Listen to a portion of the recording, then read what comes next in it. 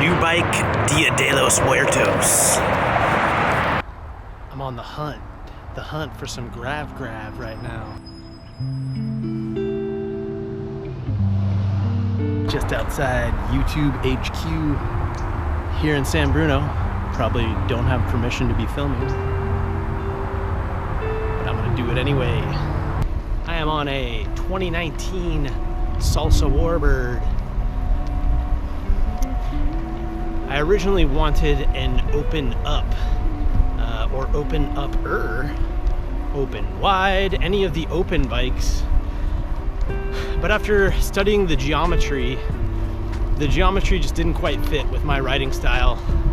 Not to mention, I'm just tired of not having braze-ons and things on my frame to carry gear. Obviously, this channel is called Bikepacking Light, and I wanted to try out, test out a lot of the cool, fun bikepacking gear out there. And luckily, this Warbird allows me to do that. Hunt for grabby grab, hunt for gravel. People probably think I'm freaking weird.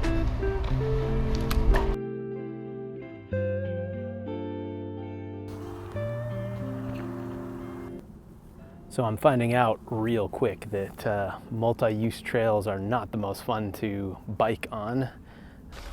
That's a workout. I know, right? I've been encountering a lot of hikers out here, and I just really want to make the experience nice for everyone. I don't want to just roll up on someone at 10 miles an hour and freak them out. So I'm just kind of taking it easy on this first ride. Finally getting out on some gravel. It's pretty nice, I must say. So I want to talk a bit about my decision on the 2019 Salsa Warbird.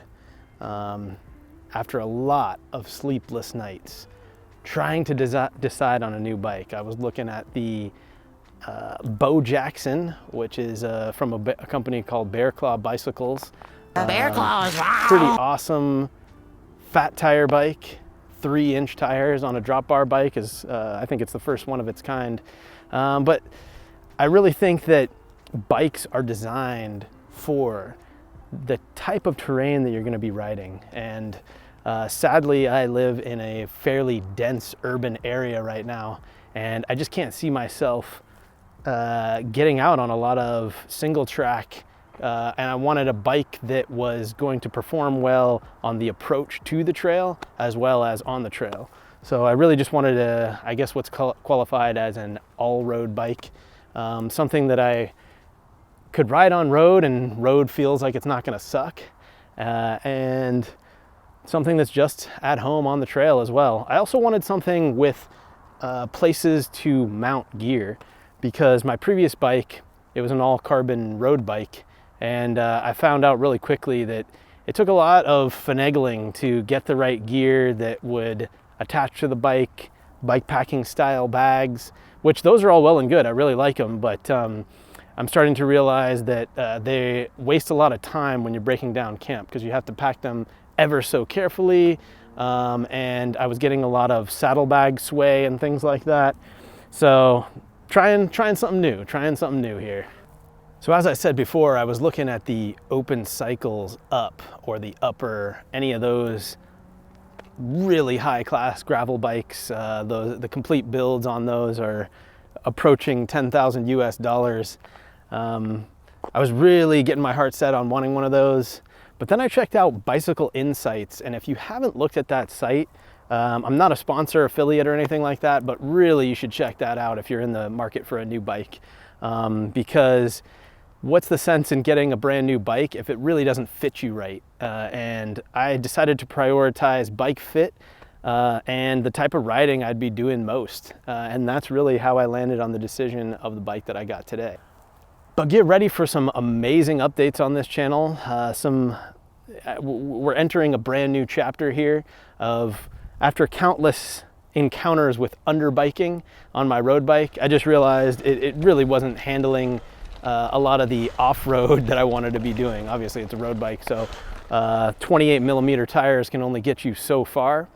And probably going to insert a few clips of me just toppling over on a 28 mil tire on things where I really should have been having 40 mil and above tire. So anyway, I got myself this here Salsa Warbird.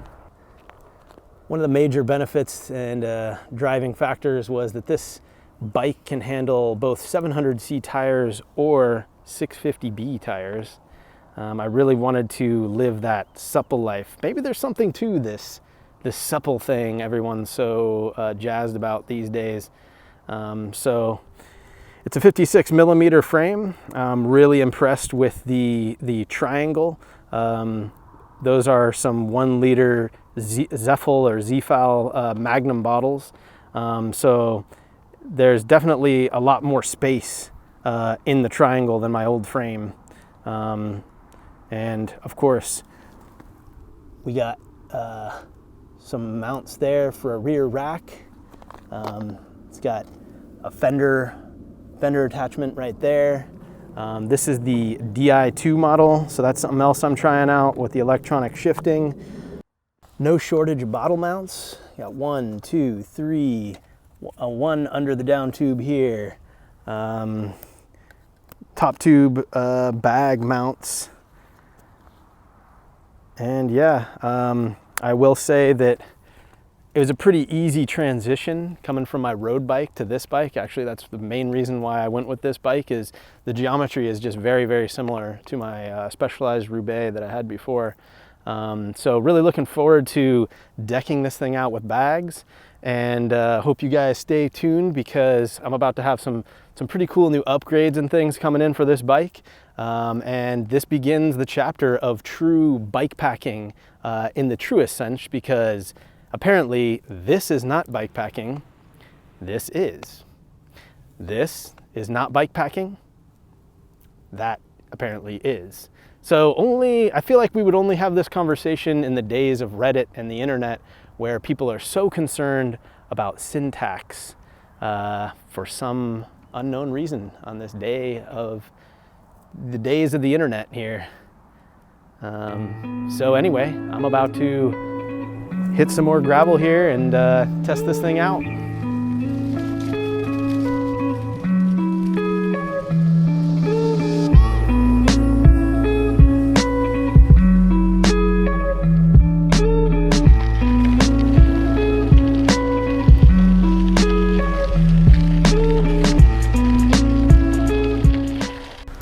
So thanks for sticking with me on this first look at my Salsa Warbird. I'm definitely going to be doing a more in-depth review on this later on the channel, so stay tuned. And before the end of the riding season, get out and ride. Peace.